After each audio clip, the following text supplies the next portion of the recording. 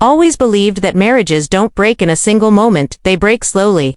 Quietly, through 100 tiny cracks, no one notices until everything collapses. For me, the first crack appeared the day I found a small red lingerie bag shoved beneath the passenger seat of my husband's car. It wasn't mine, and it wasn't hidden well. I remember sitting there, staring at it, feeling my breath catch in my throat. The soft lace peeked through the edge of the bag, mocking me, laughing at me silently. My hand shook as I pulled it out. My husband, Adrian, had been leaving early, coming home late, talking less, smiling even less. The distance between us had grown into a cold ocean, but this bright red piece of evidence was the first concrete proof that my instincts had been right. I didn't cry. I didn't confront him. Not yet. I simply placed the lingerie back inside the bag, zipped it up, and walked into the house as if nothing had changed. Inside, he sat on the couch, scrolling through his phone, pretending not to notice me. His eyes lifted lazily for half a second before returning to the screen. Dinner. I asked casually. Not hungry, he replied, short and cold. I watched him as I cooked, watched him as he avoided my eyes, watched him as he went upstairs early. The anger growing inside me wasn't just about the cheating, it was about how little effort he made to hide it. He thought I was weak. He thought I wouldn't notice. He thought I wouldn't do anything. But he didn't know me at all. That night, I waited until he fell asleep before quietly unlocking his phone using the fingerprint. He didn't know I had registered months ago. A bad marriage teaches you many survival skills. And there she was, her name glowing on the screen. A long thread of messages. I scrolled. My heart dropped. Voice notes, pictures, plans, secrets, and then something that made my blood boil. The location of her family party happening the next weekend. He had given her everything he withheld from me: attention, affection, effort. But what truly set my chest on fire was a message from her. Did you like the red lingerie I bought? I left it in your car yesterday. She left it there. In the car we shared, in a place she knew I would eventually find. The disrespect was louder than the betrayal. I didn't sleep that night. I didn't cry. Instead, I planned. I wouldn't fight with screaming. I wouldn't beg or plead. I wouldn't even confront my husband. No. I would confront her, where it would hurt her the most. At her family party, with the red lingerie bag returned to her hands.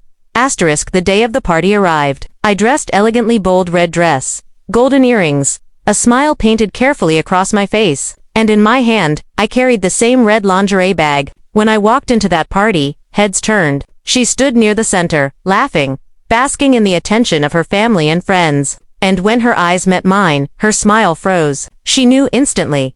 I walked up to her, slowly. She swallowed hard. The room quieted. People stared. And then, with the sweetest smile I had ever worn, I held up the bag and said, "Hi, I believe this belongs to you."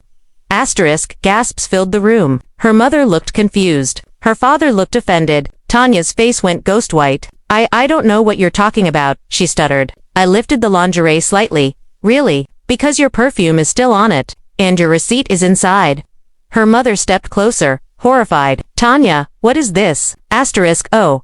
I said gently, your daughter has been sleeping with my husband. She left this in his car. I came to return it.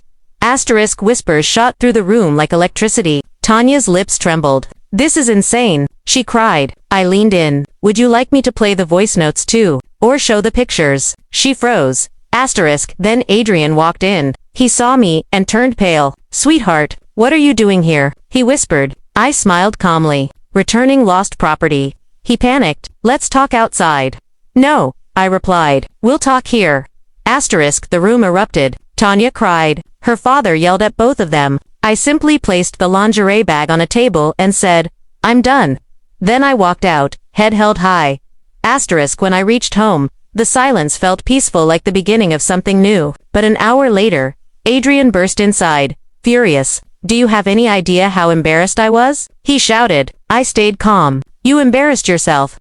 He tried to defend himself, to blame her, to twist everything. But I was done. I want a divorce, I said simply. He froze. We can fix this. No, I answered. You broke it. When he realized I had already protected my finances, already spoken to lawyers, already secured everything I needed, his panic turned into fear. He sat down, defeated. So this is really it, he whispered. This is me choosing myself, I said. The next morning, I packed my things. Adrian didn't stop me. He just watched. Filled with regret, he earned all by himself. As I walked out the door, I paused only once not to look at him, but to say goodbye to the version of myself who tolerated less than she deserved. Outside. The sun was rising, warm, bright, new. I breathed deeply and felt lighter. I had confronted the woman who tried to replace me. I had exposed the man who betrayed me. And I walked away without looking back.